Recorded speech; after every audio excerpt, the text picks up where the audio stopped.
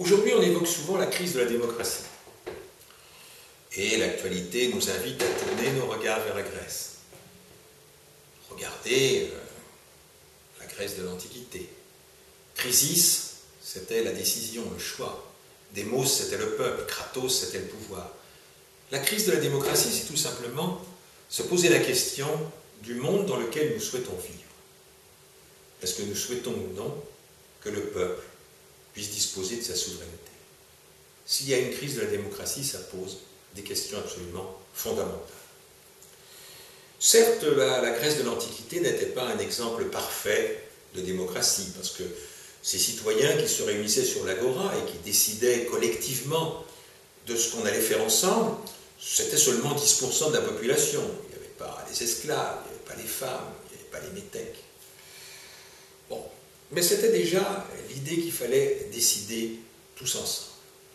C'est ce qui se passe encore dans les petites collectivités, dans les associations par exemple.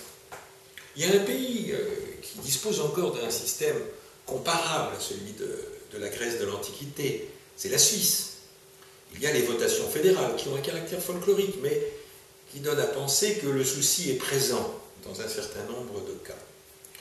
Mais partout ailleurs, dans nos pays, soit l'État ou les collectivités territoriales, ce qui fonctionne, c'est la démocratie représentative. Alors, cette démocratie est gravement en crise, et un exemple suffit pour le faire comprendre. Ça s'est passé en 2005, c'était le projet de traité pour une constitution européenne, le TCE. En 2005, on a voulu consulter le peuple français par référendum. Alors il y a cette idée que la science politique n'étant pas une science exacte, de temps en temps, pour être bien sûr, quand les choses sont fondamentalement importantes, il y a nécessité de consulter directement le peuple par référendum, c'est quand même plus sûr. Eh bien là, ça ne s'est pas passé comme la classe politique l'espérait, parce que quand ils organisent un référendum, ils n'aiment pas jouer à la roulette russe, ils aiment bien que le référendum soit très prévisible quant à son résultat. Ils ont mobilisé tous les médias possibles et imaginables, il y a eu une énorme campagne en faveur du oui. Et là, eh bien le 29 mai 2005, c'est 55% des citoyens français qui ont rejeté ce projet. Et donc, la classe politique, là, a essuyé un échec cuisant. Mais ils ne se sont pas laissés démonter pour autant. À Lisbonne a été élaboré, le 13 décembre 2007, 2 ans après, un texte pratiquement identique. Et évidemment, on aurait pu avoir l'idée de le soumettre à nouveau au référendum populaire, ça aurait été quelque part assez logique. Mais il aurait été clairement rejeté, peut-être avec plus de 55% de non. Alors ils ont disposé les choses différemment. Ils ont réuni les parlementaires en congrès à Versailles, c'est-à-dire les sénateurs et les députés, se sont réunis à Versailles, ils ont modifié l'article 15 de notre Constitution, et une fois modifié cet article, eh bien, la ratification du traité de Lisbonne a pu se faire, totalement en contradiction avec les attentes des citoyens français. Cela signifie que nos représentants, bien en fait, ne nous représentent pas. Alors pourquoi cette crise de la démocratie est-elle si profonde? Il y a un certain nombre de choses dont les Français et beaucoup d'autres ont conscience. D'abord du fait qu'ils sont manipulés, que les médias, enfin ce qu'on appelle les dispositifs d'ingénierie sociale, il y a beaucoup de choses, mais notamment les médias ont un rôle très important, ces dispositifs sont des dispositifs de manipulation de l'opinion. Et ça porte atteinte très gravement à la démocratie.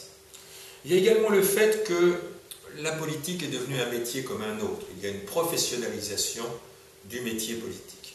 Et cette professionnalisation amène effectivement des distorsions entre ce que fait le représentant et ce que ses électeurs attendent. On a même des jeunes qui décident de faire carrière dans la politique et qui vont dans certaines écoles, il y a des écoles pour ça, qui vont dans certaines associations, dans certains clubs, on en trouve, destinés à repérer les talents, et donc on trouve des jeunes qui choisissent ce métier comme on choisirait un autre métier. D'ailleurs, en politique, comme dans certaines professions, on a des dynasties, on a le népotisme, on est politicien de père en fils, ou voilà. Donc, de ce point de vue-là, on a pour le citoyen quelque chose qui pose question. Est-ce que vraiment la politique doit être un métier?